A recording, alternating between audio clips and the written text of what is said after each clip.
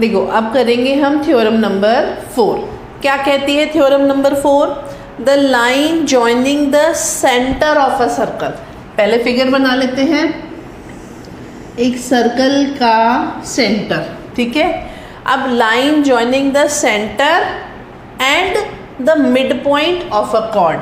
तो एक कॉर्ड बनाते हैं, let's say chord A B, centre O और ए बी का mid point.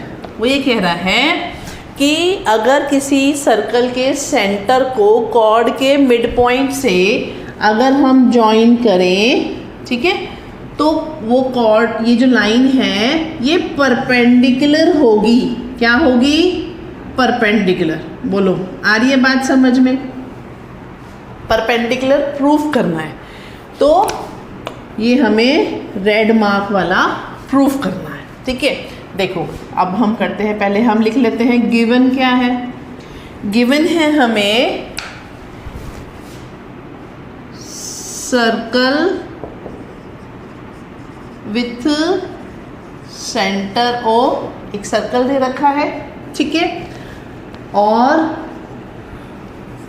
P is the mid point of A B, ठीक है।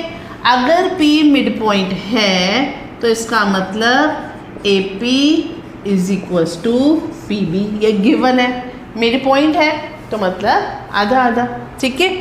अब हमें करना है इसका प्रूफ। क्या करना है? प्रूफ करना है OP is perpendicular on AB। OP जो है वो AB पर परपेंडिकुलर है, मीन्स 90 डिग्री है। जहाँ परपेंडिकुलर मतलब वहाँ 90 डिग्री, ठीक है। अब हम इसका करेंगे प्रूफ। देखो प्रूफ में पहले हम करते हैं कंस्ट्रक्शन, बता रखा है ना पहले भी। कंस्ट्रक्शन में क्या करेंगे? Join OA and OB। आप OA और OB को जॉइन करेंगे, ठीक है। अब इसका देखो प्रूफ करते हैं। In triangles OPA and OPB, okay, इन दोनों ट्राइंगल्स में देखते हैं। देखो OA is equals to OB। क्यों? अब तो समझ में आ गया होगा, पिछली 2 थ्योरम्स में हमने करा है, 3 में, रेडियाई ऑफ सेम सर्कल, ठीक है। नेक्स्ट फिर क्या है? OP equals to OP which is common in both the triangles, ठीक है। Next AP equals to BP, ये हमको गिवन है। AP is equals to BP given है, ठीक है। अब ये क्या हो गया? By SSS rule. क्या लिखा हमने? By SSS rule. कौन कौन से 2 ट्राइंगल्स हैं? OPA, ठीक है, triangle OPA is congruent to triangle OPB। अब ये दोनों ट्राइंगल कॉन्ग्रुएंट हो गए। कॉन्ग्रुएंट होने से क्या हुआ? लेट्स सपोज मैंने इन एंगल्स को नाम दे दिया 1 and 2। So angle 1 equals to angle 2 by CPCT। बोलो, आई बात समझ में? दोनों एंगल्स CPCT से सेम हो गए। अब फर्दर देखो, एंगल 1 प्लस एंगल 2, आपको मैंने पिछले थ्योरम में बताया था, आप OPA एंड OPB आप ऐसे भी लिख सकते हैं। OPA plus angle OPB should be equal to 180।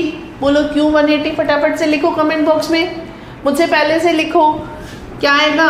क्योंकि ये दोनों ये दोनों एंगल किस पर बन रहे हैं? एक स्ट्रेट लाइन पर बन रहे हैं, लीनियर पेयर है। आप इसको ऐसे भी लिख सकते हैं, दे आर लीनियर पेयर, ठीक है, एक लाइन पर बनने वाले 2 angles.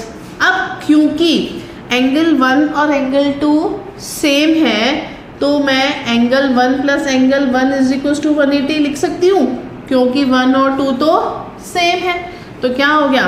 Twice of angle 1 is equal to 180, angle 1 is equal to 180/2 which is 90। और यही तो मुझे प्रूव करना था। मुझे क्या प्रूव करना था कि OP is perpendicular on AB।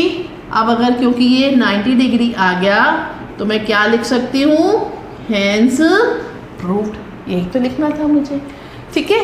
तो इजी है बेसिकली, सारी थ्योरम्स में आपको किसी न किसी दो ट्राइंगल्स को कॉन्ग्रुएंट करके और प्रूव करना है। देखो अब करेंगे थ्योरम नंबर 5। थ्योरम नंबर 5 जो है ना वो 4 की ऑपोजिट है। देखो कैसे, 5 में क्या पूछा है हमसे या क्या प्रूव करना है, the perpendicular from the centre of a circle to the chord bisects the chord. यानी कि अब हमें दे रखा है कि परपेंडिकुलर अगर हम सेंटर से ड्रॉ करेंगे तो वो कॉर्ड को बाइसेक्ट करेगा। और 4 में क्या दे रखा था कि कॉर्ड का मिड पॉइंट, यानी कि बाइसेक्ट हो रहा था और हमें परपेंडिकुलर प्रूफ करना था। बस इतना सा ही चेंज है। वापस से करते हैं। पहला काम सर्कल बनाना, ठीक है।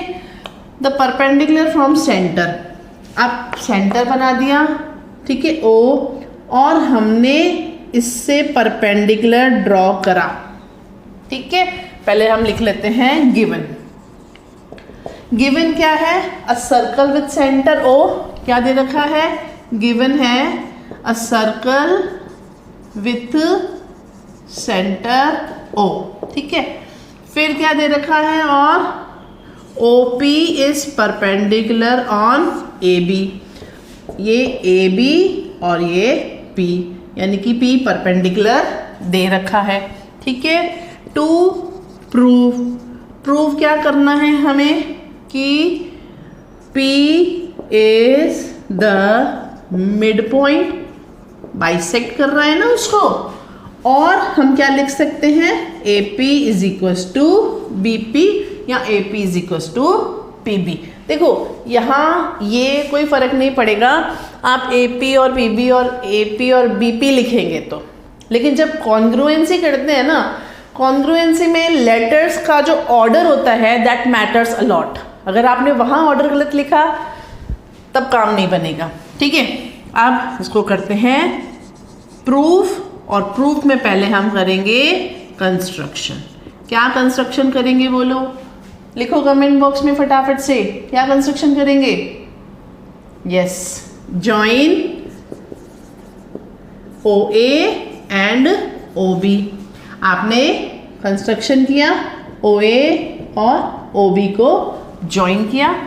फिर हम लिखेंगे in triangles OAP and OBP। इन दोनों ट्राइंगल्स में हम कॉन्ग्रुएंसी प्रूफ करेंगे। देखो OA is equals to OB, same statements आएंगे, रेडियाई ऑफ सेम सर्कल, ठीक है।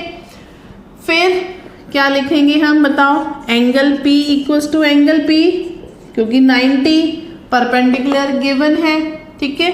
और OP equals to OP which is common to both. अब ये है हमारी साइड, ये है हमारा एंगल और ये है हमारी साइड। तो अगेन बाय सेस रूल, ठीक है। सेस रूल लग रहा है क्या, नहीं, देखो गलती हो गई यहाँ पर, सेस नहीं लग रहा है, राइट एंगल, हाइपोटेनियस और साइड। कौन सा रूल लग रहा है, अब देखो मैंने कैसे पकड़ा। सेस के लिए क्या चाहिए बच्चों, वो कहते हैं ना दाग अच्छे हैं, वही वाली कहानी है। गलती हो गई तो आप एक चीज और समझा देती हूँ। सेस के लिए एंगल जो है वो दो साइड्स के बीच में होना चाहिए, इंक्लूडेड, ठीक है। अब यहाँ पर एंगल ये है, एक साइड ये है, एक साइड ये है, मतलब O ये इस तरीके से। हमको साइड तो ये वाली पता है लेकिन एंगल ये वाला नहीं पता, तो हम सेस नहीं ले सकते।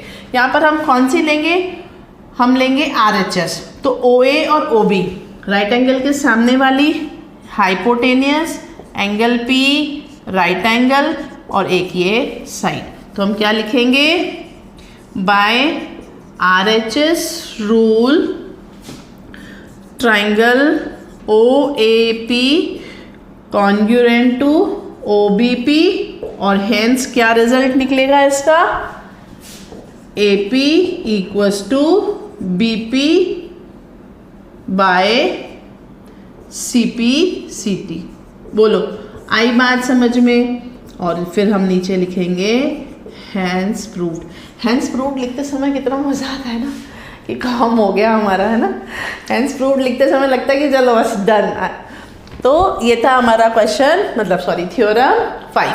अब इन थ्योरम्स का जब क्वेश्चंस में यूज आएगा ना, तब पता चलेगा कि किसको कितना समझ आया है। ठीक है, अब करेंगे नेक्स्ट थ्योरम नंबर 6।